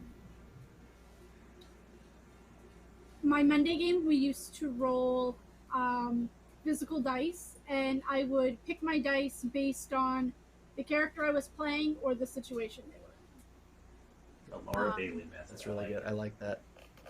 I like that. My just my look- go-to getting- dice set is a purple, gold, and white dice set that has like flower patterns because I played a druid and those are her tribe colors. So those are Oh. basically my go-to. See, Just slowly assembled a good bit of dice. starting a roll 20. Starting a roll 20 campaign. What are you starting tomorrow? Should hit me up. I'm a roll 20 addict. I never run anything in it, but I just love being in roll 20. It's just like a little sandbox. It's a pretty little thing. Oh man. Man, you guys are making me miss Colt. I'm getting nostalgic. You should. Didn't say one shot. Colt is. I mean, like I missed Colt as soon as it was done last week. It was like as soon as the session Yeah. was over, I was like, let's go longer, let's do more. Everybody's Yeah. alive. We can keep going. Yeah, it's like while you're alive, you're like, I dread this, I'm dreading this, I'm dreading this, and then it ends, and you're like, no, come back, come back. I want it. Hurt me Exactly. some more, dog. Yeah. Yeah. Yes, please. Oh, man. I mean, I wanted to do a cult game set in France right before the French Revolution. I also really want to run something to do with the tunnel rats in Vietnam. They had to like go under in these tightly contained tunnels to find the Vietnamese and get them out of the tunnels. But they used to have like spiders and centipedes and pit traps, and a lot of them would die. But Oh, yeah, let's do that. let's do that. It sounds That horrifying. sounds fun. I know, right? Who wants to die? Yay! I volunteer as tribute. Same. I I've heard it's still only done at the it. beginning. I heard it is only the beginning. You know? Credits. That's when you're truly awakened. Mhm. I I think mean, it'd be fun to play. I'm not saying I iceberg, think it'd but be fun. iceberg. I think it would be fun Iceberg to lettuce. start playing at the bottom and then slowly show how they lose themselves to the top of the iceberg. That'd be fun and interesting. Oh, that's fair. See, this is the only battle map you need for Colt. Is the iceberg? Yeah, like The iceberg analogy. Icebergs all the time. Uh-huh. That's great. Man, there's just so many how tabletops. fucked are you? I just, And I yet think I not just like enough. to. I think I just like to see what it would be like being like submerged in the water, but being low on the food chain. Just to see the politics between just what the hell is going on, but not necessarily in a position to really Do affect anything about it. Yeah. Oh, what's the Just iceberg power analogy? over- Okay. Yeah, you just quick still have enough adage power for over chat. those, We were talking it is- about it it's like maybe. Wait, sorry. Go ahead. There's a Go delay. ahead, That's go. us speaking to each other. Yeah. Like, you don't have enough power to affect what's going on below, but you have power to affect what's above the water. And just dealing with that dynamic. Yeah. Yeah, so the iceberg analogy, basically, like, when people make conspiracy theories, I think it did start with legitimate conspiracy theories, but then it just became, like, video game theories and, like, people, like, cooking up their, like, own homebrew ideas or whatever. The idea is there's, like, an iceberg where, like, the stuff that is published is kind of up on the top, and then there's, like, really deep, crazy, and increasingly, like, verbose and incomprehensible theories that are, like, deep to lore and make less sense as it goes on. People use this meme template to like put the high level simple stuff that we can all agree upon, and then it just gets crazier and crazier. But the idea being that like Cult has really, really esoteric and deep lore that for the most part you're not going to touch. in the game. Yeah. It's like Game of Thrones, like you have all that creation myth, but like nobody actually gets into it because they're all just like worrying about like food and stuff. Basically that's the whole callback to the meme. Yeah. So funny. I think we've queued all of our A's, or maybe the other way Shoot all around. the A's. Yeah. Yep. Yeah, that's I know, all it's the sad. Q's, yeah. Ate all the cues. Sad Ate all the sound. Q's. Sad. You're gonna just make that soundboard amazing. I can feel it from going on. Yeah. But just keep thanks, playing that. guys. Thanks, guys, and Mitch. Thank you for planting the seed of darkness within all of us. Without you, none of this would have been possible. Yay! Woo! Yeah. Guys, We say that in a mixed way for sure. Yeah. Oh, I remember something I wanted to share, and it's going to be a great closing thought. Remember the doll that I bought for the I Am Pilgrim episode, Mitch? My little scary baby doll. Yeah. On our way out of the apartment, I decided I was going to leave it behind, and I put it on the shelf in one of the bedroom closets. And it is perfectly at eye level, and it's the only closet that I left closed. So whoever has to go in there and clean it is going to open it to this little ghoul doll going like this at them. Yay! That I don't feel my bad heart. for whoever has to check it, but fuck that apartment complex. I'm putting all of my anger out on this person with a horribly timed prank. Yeah, my dad, I got this doll of me made, clay figure of me made in China, and I brought it back, and my dad and I would hide it in each other's houses, like every couple of years and stuff, and then I would get really worried when I lost track of it, and we are at that point where I have lost track of it again, so I don't know where it is or whose house it is in, but there is a tiny Mitch somewhere with dead eyes, just waiting around. Oh my goodness.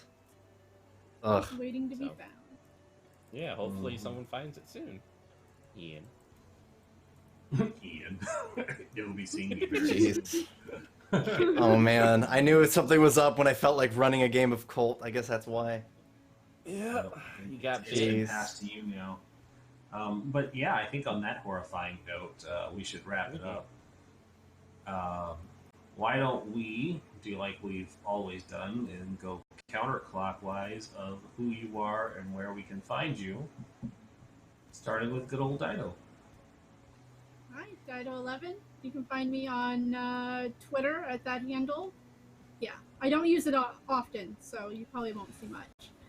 But I play Mondays and Wednesdays on Swindler's Den, playing a new character, and we're playing Icewind Dale, which is very horror aspect, and I've already died once and almost died twice.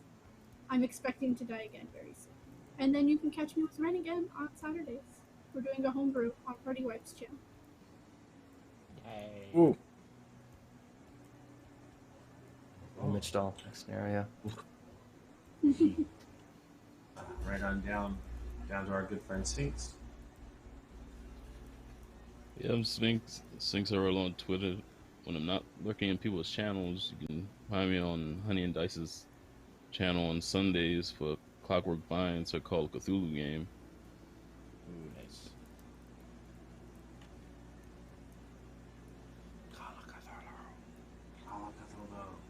You know who's next? If that's all, shoot it right on over to Mitch. And tell us who you are, where we get can high. find you, and any fun Kickstarters that you have brilliantly displayed behind you. Yes, my name is Mitchell, also known as Penny for a Tale on all the social medias. Make sure to check me out if you want to stay up to date on all that I am touching and a part of. The other than Necrobiotic being successfully kickstarted and pre-order will be coming out soon, they just announced that I am the head writer for the TTRPG known as Chew, which is based on the New York best-selling comic of the same title. So that is coming to Kickstarter in October. So if you like gritty food silliness, it's the TTRPG for you. So definitely check that. You can find out more information on imagininggames.com. Yeah, that's me. Right. Up on to Last and least, it would be me. Ian, I know this show's funny because it feels like there are like 3 people hosting it. I'm Ian. I pick very few shows or TTRPGs to enjoy, and I enjoy them to death. KULT is just one of them. It's like a small handful of games I like, and I just absolutely will die for them. Saw it with Defiant. You see it with Pathfinder. I'm on like episode 66 of my Age of Ashes stream. It's like absolutely dumb. Doing it with Fallout right now, getting involved with everybody there. But like, if you like KULT, if you're here for KULT, hit me up. I'm Ian James on the Discord. Just join the Discord. I'm always in that Discord, and I'm willing to talk about this as one of the games that I'm just totally going to simp over. So if you have any KULT questions, safety mechanics questions, anything, just yeah, come on in. That's where you can find me. Yeah, do the thing. Do the thing, guys. Do the things. Actually, last and usually least, it's me, Rendez. Hi, Party Wipe Games. You can catch me here on Weave the Tail or on our own channel, Party Wipe Games. You can also catch us there on Twitter, the Facebook, and all of the other stuff. Wow, dating myself there, calling it the Facebook. You can catch us most days on of the week. MySpace? I do. I did have a MySpace. I have a live journal, sir. That's how old I am. Oof. Oh my God. I remember having a dead journal because I was an edgy teen. I think we're the same age too. Probably. We're old. We're old. You can you can catch us on our channel, Party Wipe Games, where we play Vampire the Masquerade, Dungeons and Dragons 5th Edition, Mass. There was a Cult Divinity Laws. We do things like Savage Worlds. We try and do a whole bunch of stuff, and I have plans to expand out and probably recruit more DMs so that I'm not killing myself slowly by being the forever DM of this channel. We're kind of doing that right now with our Saturday game, where our good friend Shane is running a 5th edition game for the first time, and he's doing a phenomenal job with it. But I'm looking to probably start opening it up for more people if you're interested in running games over on our channel as well. We're definitely not as well organized as Weave the Tail is, but I'm hoping to get us there at some point. So, keep an eye out for that. I might do casting calls and stuff in the future and try and work out something where I can give fair compensation for it too, because I'm one of those firm believers in that. I don't want to just be like, well, if we make money, you can have a penny, for a tail. Cough. Had to say that in there, sorry. Wow. Muting you. It was right there in the name. I had to. Keep an eye out. We will probably actually be on more or less a hiatus for August. We have some real life stuff coming up that will require time away, including our new house, some surgery recovery time.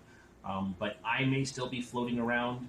I'm not the one getting surgery, but so I may still be floating around and available to do stuff, but I'm going to largely kind of dial back what all I'm doing for that month so that I'm available to help and not working myself to death like I had done this month. We also do Kids on Brooms over on Nomedic's channel. That's a Roll20 spotlight. We did our first episode, and then we have to actually postpone it for a couple weeks to for other people's real life stuff as well. So the second and third episodes will probably come out towards the end of next month. So just keep an eye out for that. I will definitely hype and shout it out because I'm running that game. It's fantastic. I have amazing cosplay. If you haven't looked at the Weave the Tail cosplay section, I'm just going to shout out that cosplay because it's amazing. Anyways, that's me. I don't want to take up any more time, and I don't know who we should raid. See, Zweihander. Yeah, tell us who to raid. Zweihander RPG is on, but I want to make sure they're not done because I have a bad habit of sending raiders to people who are wrapping up as they're finishing. Let's. Then they can just they can kick them over to another people. Spyhander RPG, they're good people. Yeah. They did 1776 and of course the Spyhander itself. So let's give them some love. That's one of those games I want to eventually get in on too. A nice 1776 because I want to just rap battle with people. That's what I'm about. Yep. The Forefathers rap All battle. things in time. All things Let's get you in time. on some sleep, though. Yeah, please. That'll be great. Yeah. Try sleep. Yeah, it's a fun Try game. sleep. I like Listen, how I you can called max it a out my game. stats for that. Yeah, I stopped playing. Boring. But with that, I'm going to say goodnight and force us to go to bed. Yes. Sleep is just the beginning. I'm not done with that joke. Good night, everybody. Night.